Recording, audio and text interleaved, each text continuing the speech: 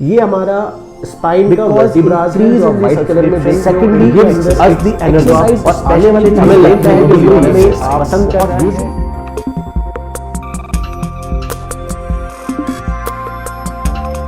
नमस्कार, मैं डॉक्टर राजीव वैसला।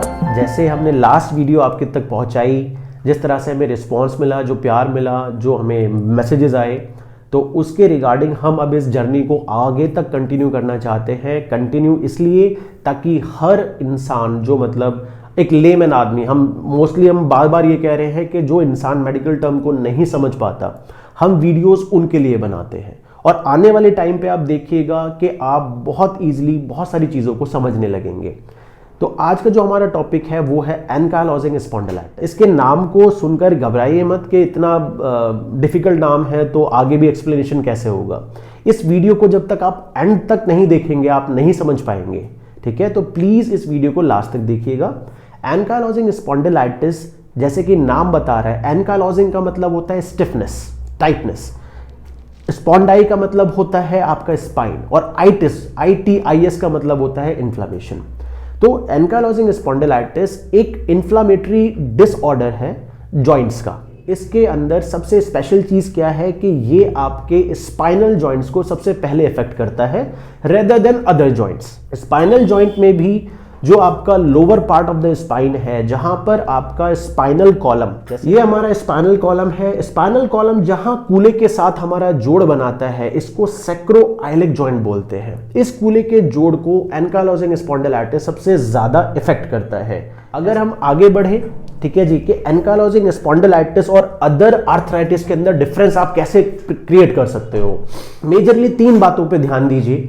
एक आपका ऑस्टियोआर्थराइटिस, एक आपका रेमेटॉइड आर्थराइटिस, और एक है एनकाइलोजिंग स्पॉन्डिलाइटिस। ऑस्टियोआर्थराइटिस यानी कि बोन के अंदर इन्फ्लामेशन या जॉइंट के अंदर इन्फ्लामेशन होना, ये यूजुअली एज रिलेटेड है। Age related in the sense मतलब कि after the period of age, कि भाई आपका 45 के बाद, 50 के बाद आपका डीजनरेशन ऑफ द जॉइंट शुरू हो जाता है because of wear and tear, because of excessive use, because of abnormal posture, because of overweight. तो उस वेयर एंड टियर को हम ऑस्टियोआर्थराइटिस में जाने देते हैं। या यूजुअली ये आपका नी जॉइंट या बड़े जॉइंट्स को इफेक्ट करता है। कि जो रिमेटॉइड आपका आर्थराइटिस है, ये आपके स्मॉल जॉइंट्स पर इफेक्ट डालता है और एक समय के बाद डिफॉर्मिटी ऑफ द बोन देने लगता है। आपने देखा होगा किसी का पैर ऐसे मुड़ा हुआ है, यहाँ पे एक बोन निकली हुई है, किसी की उंगलियों के अंदर टेढ़ापन आ जाता है, तो ये यूजुअली आपका रिमेटॉइड आर्थराइटिस में आता है। Ankylosing spondylitis on the contrary सबसे ज्यादा स्पाइनल जॉइंट को अफेक्ट करता है। रेयरली ये आपके बड़े जॉइंट जैसे कि हिप जॉइंट और शोल्डर जॉइंट पर इफेक्ट डालता है। इसका कॉज क्या है? अगर हम इसकी स्टडी पे जाएं तो 80% ऑफ दी जो एनकाइलोजिंग स्पॉन्डिलाइटिस के पेशेंट है उनका कॉज अभी तक अननोन है, लेकिन उनके अंदर एक चीज पाई गई है विच इज HLA-B27 एंटीजन। ये antigen almost 80% of the ankylosing spondylitis में पाया गया है। जैसे आगे हम जाके बता सकते हैं कि जेनेटिक डिसऑर्डर और environmental factors they both combine together to give that disease. इस डिसीज में सबसे मेजर चीज आपको जो पता होनी चाहिए कि ये एज रिलेटेड नहीं है। ये 18 साल में भी हो सकती है, ये 80 साल में भी हो सकती है।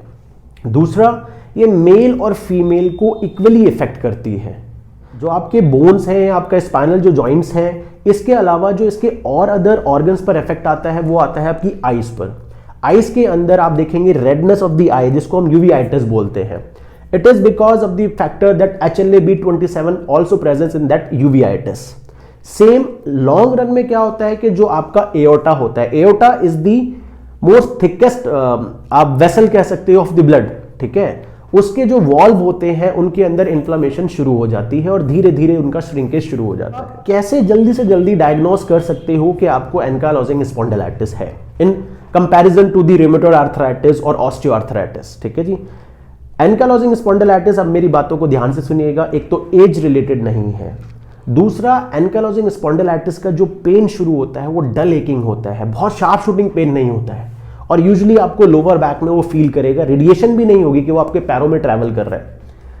और आने वाले समय में क्या होगा, जैसे जैसे आपका समय बढ़ेगा विद दैट डिसीज, तो आप रात को उठने लगेंगे पेन के कारण, वो जो डल एकिंग पेन है धीरे धीरे धीरे धीरे बढ़ता चला जाएगा। आप रात को करवट भी ले रहे हो तो भी आपकी नींद खुल रही है बिकॉज ऑफ द पेन। दूसरा, आपका मूवमेंट जो है रिस्ट्रिक्टेड होने लगेगा। आप देखेंगे आपका posture of the neck change हो गया है, like poking of the chin हो गया है। आप घूम नहीं पा रहे हो, घुमा नहीं पा रहे हो अपनी गर्दन को। अगर आप किसी को देख रहे हो तो you have to turn all around to see that.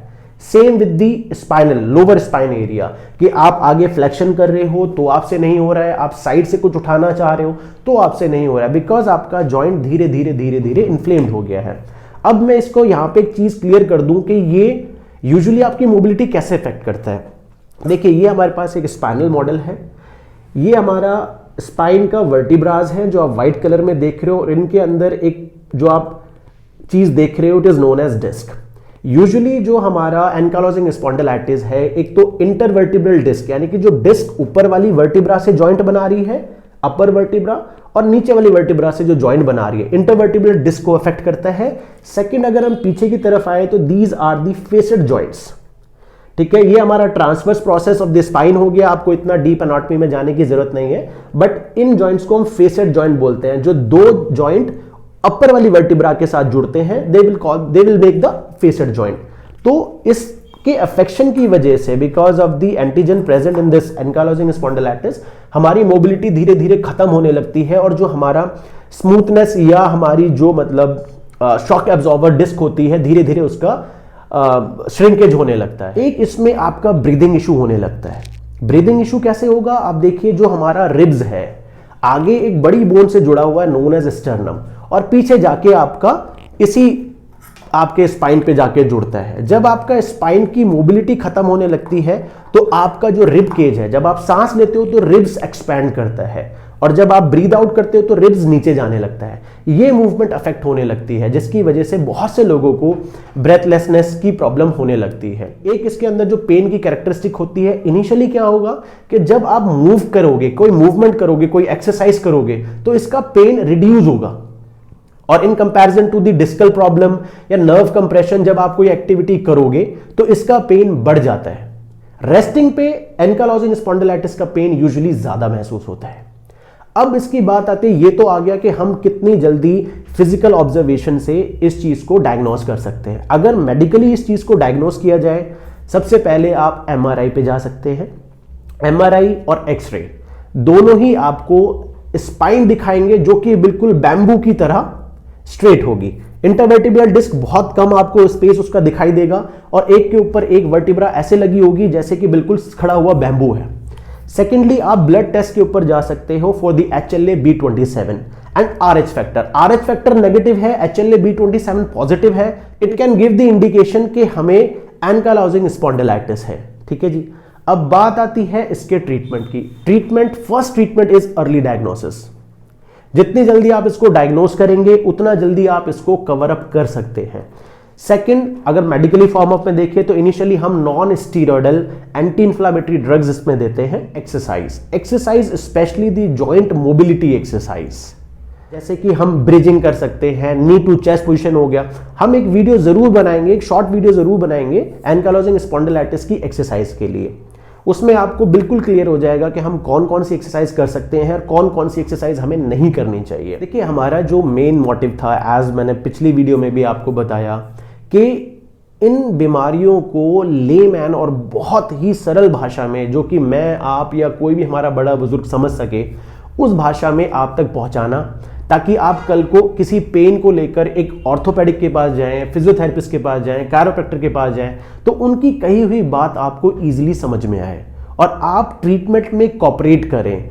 आप समझें कि इसका ट्रीटमेंट कितना बड़ा चलेगा, कितना छोटा चलेगा, और कोई भी आपको मतलब मिसगाइड ना कर सके। तो प्लीज हमारी वीडियो को एक सिंपल सी आपसे रिक्वेस्ट है, शेयर कीजिए जितना हो सकता है अपने रिलेटिव्स को, अपने मतलब आसपास के फ्रेंड्स को, और एक सब्सक्रिप्शन हमें आपसे जरूर चाहिए, because increase in the subscription gives us the energy. हमें लगता है कि कोई हमें पसंद कर रहा है, हमें प्यार दे रहा है, तो हमें और मन करता है कि हम अपने बिजी शेड्यूल में से आप सबके लिए थोड़ा सा टाइम निकालें और उसको हम फ्रूटफुली आप तक पहुंचा सकें। तो it's my humble request, please इसको शेयर और सब्सक्राइब करें और जितना हो सके आगे तक इसको पहुंचाइए। Thank you so much.